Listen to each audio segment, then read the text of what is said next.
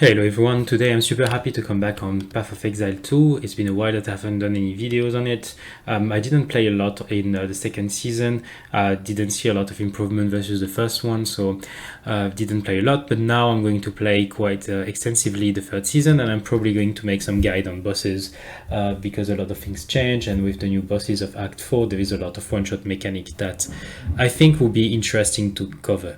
So today's video is to talk about a build that I'm using to progress into the game. So I'm actually level 81, and I'm capable of doing maps that are around T11 quite easily. So the footage that you are going to see are all maps that are above T11, and the build that I'm using is extremely tanky, and that's why I think it's a very friendly build for new player. The build is not the one that I created myself. It's coming from POE guy that is recommending that build to level up. After is asking people, he recommends to switch to another build that is less tanky but is doing more damage.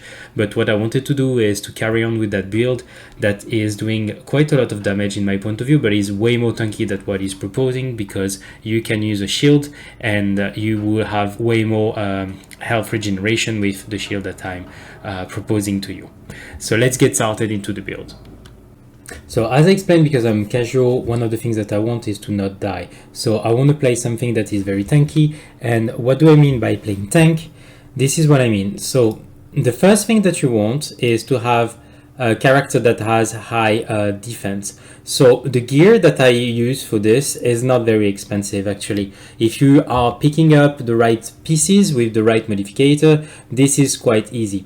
The second thing that you want is to have a high life regeneration per second, and I'm going to show you the talent tree and how we achieve that, and also through the different items.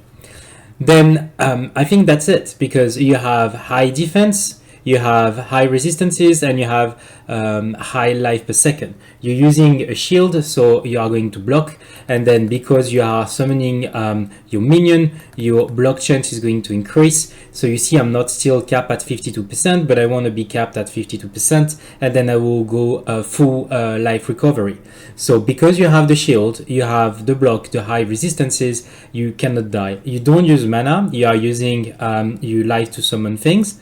So you see I will summon the totem, and the way the build is working is I'm going to put the fissure, I'm going to put the totem, and every time that the totem is activating, it's activating the fissure. If I need to have a burst, I'm going to add the earthquake in the middle of the totem, because the totem are activating the earthquake and proccing it. So you can layer those all things. Then if I go to the passive skill tree, one of the things that is important is that you get extra totem, you get the life that is taken by to totem before you for 20%, and then you want to break armor. This is going to be very important, and when you get the break armor, which is the third ascendancy, your damage is skyrocketing. And when I will do my fourth ascendancy, what I will go is probably to go there, so I can break the armor below to 0, which means that I'm going to increase even more the damage I'm dealing to the enemies. So that's the two things that I have in mind. If I'm struggling to get the defense I want, there is potentially this, which is going to increase my base chance of blocking, but I think I can get that without having to do the ascendancy point, while breaking below 0 is something that I cannot get through ascendancy, so I can only get it from ascendancy, so probably going there and then getting the max block chance through over mean than using this point for that. Another viable option could be that I go for this one, which is going to even more increase my tankiness, but I think it's not needed. I will more benefit from more damage than more tankiness at this stage of the game. So before we go in details with the skill tree, I'm just going to talk about the skill that I'm using. So Ancestral Spirit, they are just here to tank some damage. So I'm using Meat Shield, Blind, so some enemy are not going to hit me, Curling Strike, and then Minion Mastery. So this is just like to aggro the monsters, and they don't hit me, they hit them instead. So Time of Need, this is something that is going to heal you and debuff you remove the debuff that you have. So you want to have the vitality, the compressed duration, and I'm putting precision too, so I don't have to worry about accuracy. There is another option where you put precision 1 and herbalism here, so you rely a little bit more on your health potion, but me, I'm fine with that. Shockwave totem, I don't have the last slot, but you want to go for repeat attack, so you activate as quickly as possible the fissure and the earthquake. You want to go for overabundance, so you have more totem. Then urgent totem, this is very good. And then heft, which is going to improve the damage of your totem, even if it's a fraction of the rest. And then if I have another one, I will probably go for Font of Blood, that is going to heal me. That is what I have in mind. Then volcanic fissure, which is going to be the main area of damage. You want to go for rage, you want to go for element enarmament 2, fire attunement, fire penetration, so you don't have to worry about the fire resistances of the enemies, and you don't take any points about ignoring fire resistances into the skill tree. And then the last one is Sizigi, which is recommended when you have unlocked the armor break. So basically you are going to ignite and fully break everyone. So you are going to have the Sizigi, which means that all the enemy are going to be inflicted 10% increased damage, and you are going to take 10% reduced damage, which is increasing both your damage and reducing the damage you take, this is exactly what we want. Then for earthquake, we want to go for repeat attack, we want to go for close combat. So in case you have someone that is coming to you, then the damage is going to be way higher. I think this is probably like the last one. So brutality 3, magnified area, this is increasing the size where you are going to deal damage, and health. So this is also like a big damage boost that you are going to use mainly on bosses and on elites that are very resistant. Volcanic fissure is converting 80% of the physical damage to fire for these specific skills. So we are going to deal damage through physical fire, physical damage, and fire damage through volcanic fissure. And this is physical damage. So we are going to see some stuff around fire a little bit, and mainly around physical damage. So what you want to do is you want to go that way,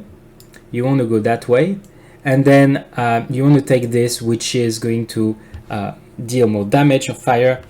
That is good because it's more it's extra damage, which means it's not additive, it's multiplicative. So this node is really good.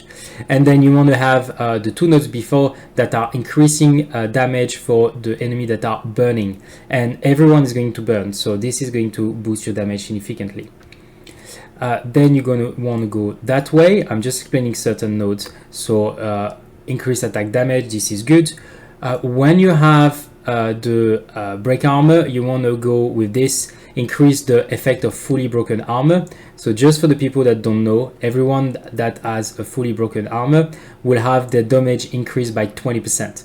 So if you increase that by 30%, that means that you move from 20 to 26% increased physical damage from hit, which is pretty good. Then you want to go for the recoup 5% damage taken by your totem as life. So the totem is healing you basically, and you will have the damage stacking from the enemy. So this is good. This is something I like, with the 1% damage per 15 of strength. Here you get the totem area where you get an additional totem, and then you get attack speed for your totem. This is something that is very important. Increase your armor and apply armor to elemental damage, which is making you way tankier. And then when you have the break armor, you want to go here and take the 10% fire resistances, always good to take. 15% increase effect of fully broken armor. Once again, we already have 30% here. And fully broken armor effect also apply to fire damage, which is very important because now the skill that we are using here, the volcanic fissure, is dealing fire damage, and also we have this point that is dealing fire damage. So you want to have this because it's going to boost your damage significantly. And because we want to keep broken armor, we don't want to use any support gems that are going to consume broken armor to deal more damage. We want to keep the enemy with the armor broken. Then if I'm going that way, I think this node is pretty good. 3% maximum life, and you want life, and then you want attack or increase area of effect. This node, 30% armor applied to elemental damage. I talk about it. The blood magic, so you don't have to worry about the mana. Here you get the totem placement speed, the attack that are going to just increase your raw damage, and here physical damage, it's also very good, and then you get the totem here. So that's basically it. Now what I'm working on, I attune this point on my amulet actually, because it's extremely cheap, and it's 12% increased block chance and 10 life gain every time you block, plus 2% maximum block chance. So this is saving me 4 nodes, but for something that is very cheap. So potentially this, when I'm higher level, because I'm only at 82, I will take it and I will attune another node, but that's something that is easy to do at the beginning.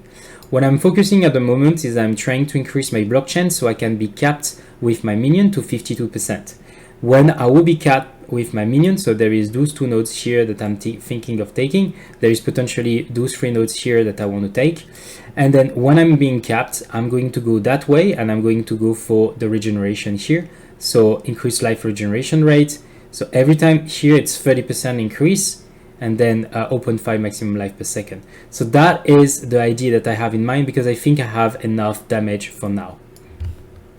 Okay, so now let's talk about the gear and the items that I think are very important. So on unique item, I think the Idol of Uldrum is very important, because you have the skill have +1 limit, so this is increasing the number of totem. Having more totem, making everything proc more often, so I think this is very good. You get life regeneration, maximum life, so this is something that is very nice. Then the second item that is very cheap, this one is a little bit more expensive, it's probably around 10 to 12 chaos when I bought it. And the second one, it's like 1 exalted, and it's the Rise of the Phoenix. And I love this one because actually you have resistance, but you get the regeneration of your life per second at 3% of your maximum health, which is very, very good, and you get an extra one if you become low life. So this is something that is really, really valuable, and then I just corrupted it so I get a second socket. So that are the 2 unique items. Then for the rest, what you are looking for is basically stats that are increasing your resistances and increasing your life and increasing your life regen. So that's the 3 things that you want: resistances, life regen, and armor eventually. So here you see I just have a little bit of movement speed, but it's mainly resistances and life. Here you get life and resistances with life regen. Here you get resistances, life, and this one is also very good. The physical damage to attack, if you can have this one, that is going to improve your damage. So that is like a good stat also to have if you can. It's not mandatory, but that's a good stat to have. Then on here I have physical damage, I have health, and I have resistances and regen. Same for here. Same for here. And then this one, you want to use the Hornet plate for the implicit, that is regenerating your life for maximum life per second. This is very good. It can be up to 2.5, so it's really increasing your regeneration. And then you want to still go for the classic life, resistances, regeneration. Potentially on your armor, boots, and helmet, one of the stats that is interesting is the stat that we mentioned, which is armor applied to elemental damage. That can help you tank. So that's something that is good. On your mace, so initially what you don't want is the level to all attack skill. And I think it's important not to take this one initially, because as you are playing the node blood magic, you don't have mana and your skills cost you life. And if you don't have a high enough regen, what is going to happen is that it's going to cost you so much life that you are going to be vulnerable. So what you want is that you want to increase those skill level. That, by the way, the more you increase the skill level and the more the cost in terms of mana / life is going to be increased. You want to do that when you have a very solid life regen, so you know it. So what you want to do to look for the mace is you go into the market panel here, you choose 100 mace, in equipment filter, no, you don't need this, and in physical DPS you just put like 400, and then you increase this depending on your budget. So here you want to put rare, so you don't see those ones. Okay, so you see 500 physical damage. This is like 150. So if this is way above your budget, you just lower it. You just put like 450. So now you see we have 40 exalted. So maybe this is something that is more affordable.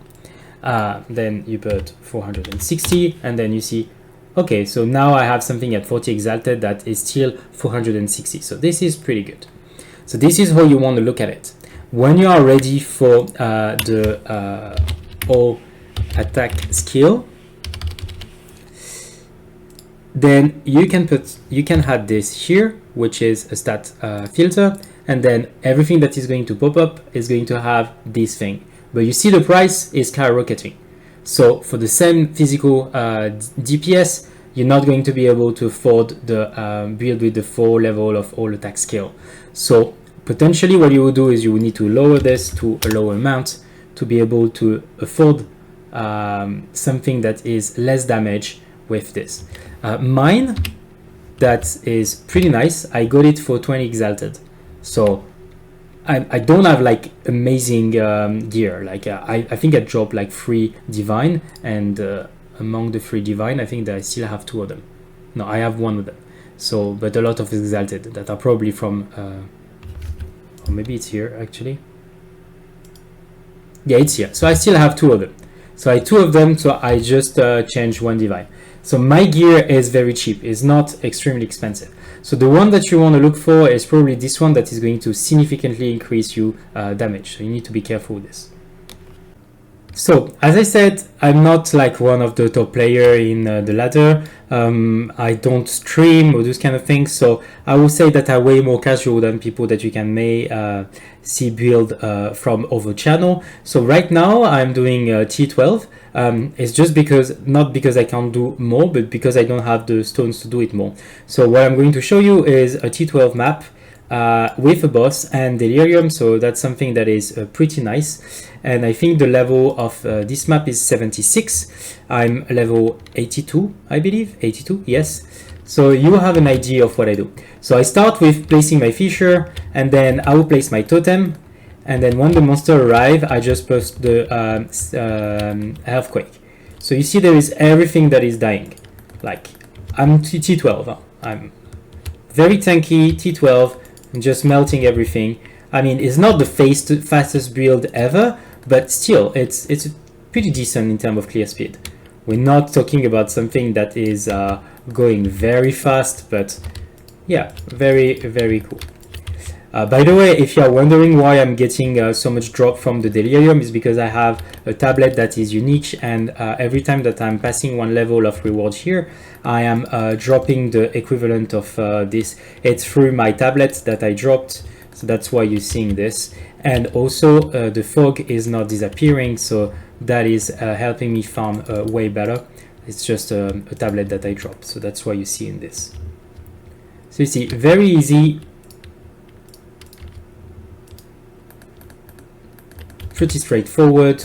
And if you look at my life, the only time it actually really moves, it's when I'm casting something, because it costs me life. But like, nothing really is scary. So this is why what I want to play is actually like a combination of 3 buttons. It's just like I'm dropping my totem, dropping the earthquake, putting the fisher, and then just move on, destroying everything. So you see there is some name here. Up. So as you can see, I'm not even trying to be careful or anything. Like, I could go step by step, put the fisher, and then put the totem, and then move on, and so on and so forth. No, I really like run like a madman in every corridors. Sometimes my health drop a little bit. This is mostly when I get my regeneration cut through, I don't know, like poison or something like this. But it's like something that is not very often, and most of the time it's completely okay. I just like use a potion, and then that's it. So very good build. I strongly recommend it, and I'm going to finish by a boss fight so you can see how a T12 is feeling with this build. Again, it's not maximized. There is a lot of pieces that I can improve significantly, especially the main weapon that is quite underwhelming versus what I can get if I spend a lot of resource into it. So you see, for the boss fight, I just placed my totem. I have the lava fissure underneath, and then I put the earthquake underneath it, and then very quickly the armor is broken. It gets the intimidate, and then it's just melting. So the overall boss fight is less than 15 seconds, and we're talking about a boss that is T12, and I still don't have my 4th ascendancy. So I'm not saying that is the fastest build ever. It's a very decent clear speed, but you will get something that is extremely tanky and probably way more tanky than most of the build that people are proposing to you. I'll give you another example of a 78 boss that I did on a T13 that was irradiated with some affix, and you will see that I destroy him. There is like literally nothing that needs to be done. My health is dropping a little bit at the beginning, and then after, when the armor breaks, then there is nothing. Like the health is just melting like very quickly. That's it for today. Thank you for the video, and I see you on the next one.